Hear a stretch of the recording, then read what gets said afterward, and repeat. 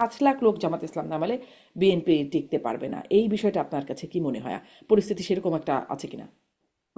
আমার মনে হয় না, কেননা 5 লক্ষ লোক আসার জন্য তো একটা কারণ লাগবে। বিএনপি এমন কিছু এখনো করে নাই যেটার জন্য 5 লক্ষ লোক এখন ঢাকার দিকে রওনা দিবে এবং বিএনপির পতন ঘটানোর চেষ্টা করবে। ওই ধরনের অবস্থা পরিস্থিতি তৈরি হলে জামাত ইসলাম কেন, 5 লাখ লোক আনার ক্ষমতা তো অন্য দলেরও আছে। যাদেরকে নিষিদ্ধ করা হয়েছে তারা নিষিদ্ধ হয়ে বসে আছে, তাদের 5 লাখ লোক নাই আছে। এইভাবে চিন্তা করা উচিত না, বরং আমার মনে হয় চিন্তা করা উচিত এইভাবে যে একটা আন্দোলন তৈরি করার বা সরকার পতনের আন্দোলনে যাওয়ার মতো অবস্থা কি আসলে এই মুহূর্তে বিরাজ করছে কোথাও। আমার কাছে মনে হয় না যে এরকম একটা অবস্থা এখন বিরাজ করছে, এই কারণে যে মানুষ কিন্তু একটা আন্দোলনের পর যা কিছু পাওয়ার কথা ছিল বা যা কিছু তাদেরকে প্রতিশ্রুতি দেওয়া হয়েছিল সেখানে অনেক প্রতিশ্রুতি ভঙ্গ করা হয়েছে। এবং এই প্রতিশ্রুতি যিনি ভঙ্গ করেছেন তিনি মানুষের কাছে অত্যন্ত শ্রদ্ধাভাজন একজন ব্যক্তি, যার নাম সকলেই জানে, প্রফেসর মোহাম্মদ ইউনূস। তো প্রফেসর মোহাম্মদ ইউনূস যেখানে কথা দিয়ে কথা রাখে নাই, এক কথা বলে আরেক কাজ করেছে, ফলে খুব সহজে যে লোকজনকে রাজুতে ডাক দিলে আসবে এটা এখন আর মনে হচ্ছে না। কারণ এরই মধ্যে নিশ্চয়ই আপনারা দেখেছেন যে ছাত্ররা নিজেরাই নিজেদেরকে প্রহার করতে শুরু করেছে। হুম। এবং এই যে বিষয়টা, এটা কিন্তু একটা অ্যালার্মিং সাইন যে ঐক্য নামক যে বস্তুটি ছিল সেটা হুম। অনেক ক্ষেত্রে বিভেদে পরিণত হয়েছে এবং এক ধরনের মবের মতোই একে অন্যকে আক্রমণ করেছে। যে অসম্মান একদল ছাত্র অন্যদেরকে করেছে, ওই একই ধরনের অসম্মান তাদের উপরে এসে হাজির হয়েছে। ফলে বিষয়টা আমার মনে হয় আগের জায়গায় নেই যে ডাক দিলেই সবাই একটা পতাকা তলে হুম। চলে আসবে। আগে এরকম চলে আসার একটা বড় কারণ ছিল আওয়ামী লীগের সরকার। আওয়ামী লীগ সরকার যেহেতু কোনোভাবেই ভদ্রচিত উপায়ে নির্বাচন করে তাদের ক্ষমতা পরীক্ষা করবে না এই সিদ্ধান্ত নিয়ে ফেলেছিল, ফলে তাদেরকে সরানোর তো আর কোনো উপায় ছিল না।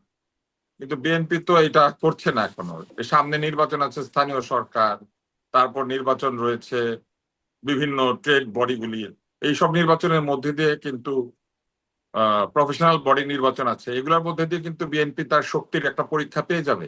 বিএনপি যদি দেশ ভালো না চালায় ওইসব জায়গাতে আমার ধারণা যে বিএনপি বিরুদ্ধে যারা রাজনৈতিক অবস্থানে আছেন তারা আসন পেতে শুরু করবে। ফলে আমার মনে হয় না যে এখনো দেশে চূড়ান্ত একটা অগণতান্ত্রিক অবস্থায় আমরা কিন্তু পৌঁছে এখনো, গিয়েছি। মানে এখনই এই অবস্থা কেন হলো যে ছাত্ররা এত উত্তেজিত হয়ে উঠছে? একটু মানে গুপ্ত ইস্যু বললে, ফটোকার্ড ইস্যুতে একজন মানে কিছু শব্দ হলেই আক্রমণ, পাল্টা আক্রমণের জায়গায় চলে যাচ্ছে, এরকম এই অবস্থায় যে কেন পৌঁছেছে? অসহনশীল অবস্থা, এই অসহনশীল অবস্থার যে ট্রেনিং, সেই ট্রেনিং দিয়েছেন হচ্ছে একজন নোবেল বিজয়ী মহাশাস্ত্রবিদ, মহাশান্তি প্রতিষ্ঠার যিনি একজন জনক, শান্তির পিতা, জনাব ডক্টর মোহাম্মদ ইউনুস।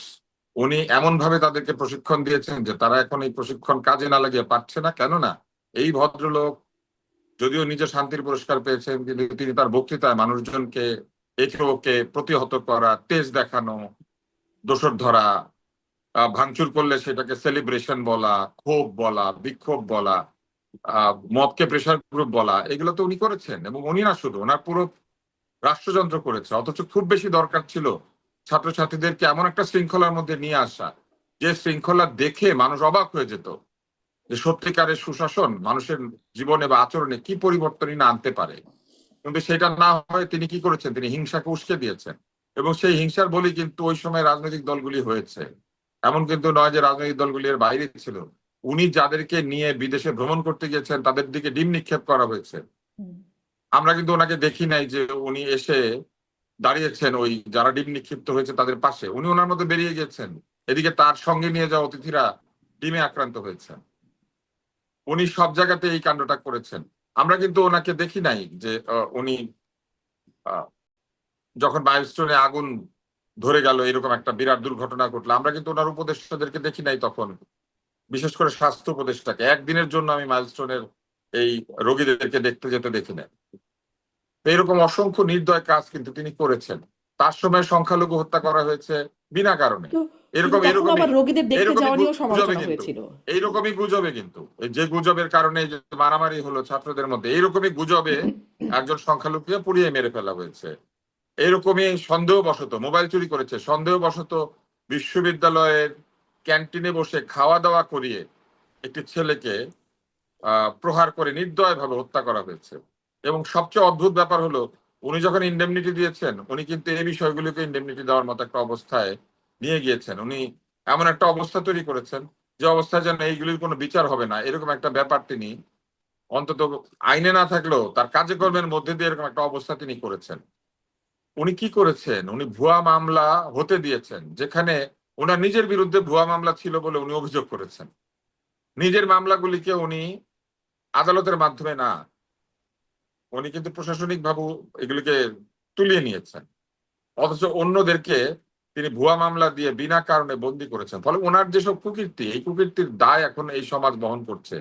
উনি যে 18-19 মাসে এই যে এমন একটা অবস্থা তৈরি করেছিলেন, এই অবস্থার যে জের আর কি, এইটা বহন করছে। আমার কাছে আচ্ছা। মনে হয় যে এরা এখন এদের যে এই যে উত্তেজিত ভাব, এই ভাব এখন আর কার উপরে এটা করবে। আচ্ছা।